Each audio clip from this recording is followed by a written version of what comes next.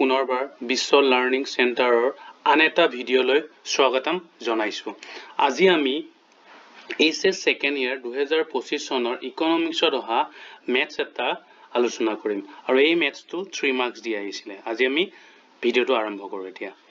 So question to hold, in an economy marginal propensity to save is 0.5. What will be the increase in income if there is a new investment of Rs 600 crores? মানে কৈছে যে অৰ্থনীতি এখনৰ প্ৰান্তীয় সঞ্চয় প্ৰৱণতা হৈছে 0.5। এনে ক্ষেত্ৰত 600 কোটি টকাৰ নতুন বিনিয়োগে অৰ্থনীতিত কিমান পৰিমাণৰ নতুন আয়ৰ সৃষ্টি কৰিব?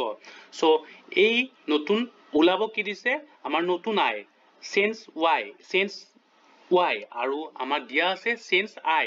সো এতিয়া আমি আলোচনা কৰো। সো আমাৰ given that যেহেতু আমাৰ প্ৰশ্নটো দিয়া আছে কি দিয়া আছে প্ৰান্তীয় সঞ্চয় প্ৰৱণতা যাক ইংৰাজী শৰ্ট ফৰ্মত MPS বুলি কওঁ 0.5 নতুন বিনিয়োগ যাক কোৱা হয় নিউ ইনভেষ্টমেন্ট। সো নিউ ইনভেষ্টমেন্টৰ শৰ্ট ফৰ্মত আমি ডেল্টা I বুলি ধৰিলো কিমান 600 কোটি টকা আৰু নতুন আয় মানে new income. So delta Y short ফৰ্মত লিখিলো ওলাব লাগে। এতিয়া আমি জানো যে কে মানে বিনিয়োগ গুণক বুলি কোৱা হৈছে। বিনিয়োগ গুণক কি? এটা বিনিয়োগ গুণক হল ইনভেষ্টমেন্টৰ চেঞ্জৰ ফলত আমাৰ ইনকামৰ যি পৰিৱৰ্তন হয় বা চেঞ্জ হয় হেতুকে বিনিয়োগ গুণক বুলি কোৱা হয়, মাল্টিপ্লায়াৰ বুলি কোৱা হয়।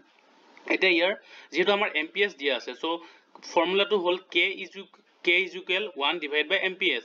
যেহেতু MPS ৰ মান দিয়া আছে সো ইয়াত যদি আমাৰ MPS ৰ মানটো 0.5 দি দিও তেতিয়া হলে আমি একক 0.5 এৰে যদি আমাৰ হৰণ কৰো তেতিয়া হলে k এৰ মান আমাৰ 2 পাম। ঠিক আছে, এতিয়া আমাৰ ফাইনাল এতিয়া আমাৰ ওলাব কি লাগে নতুন আই যেহেতু ওলাব লাগে আমাৰ যেহেতু আমি জানো k মানে multiplier is equal sense y divided by sense I মানে ইনভেষ্টমেন্টৰ নিউ ইনভেষ্টমেন্টৰ পৰিৱৰ্তনৰ ফলত ইনকামৰ কি পৰিৱৰ্তন হৈছে এইটোই হল বিনিয়োগ গুণক।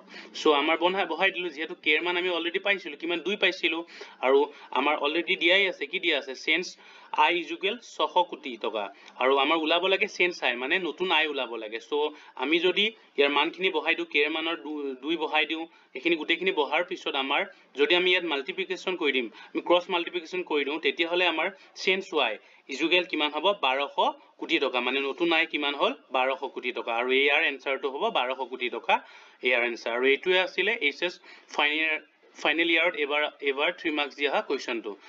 ঠিক আছে, এতিয়া যদি ভিডিওটো তোমাৰ ভাল লাগিছে প্লিজ লাইক আৰু চেনেলটো সাবস্ক্ৰাইব কৰি দিবা। Thank U.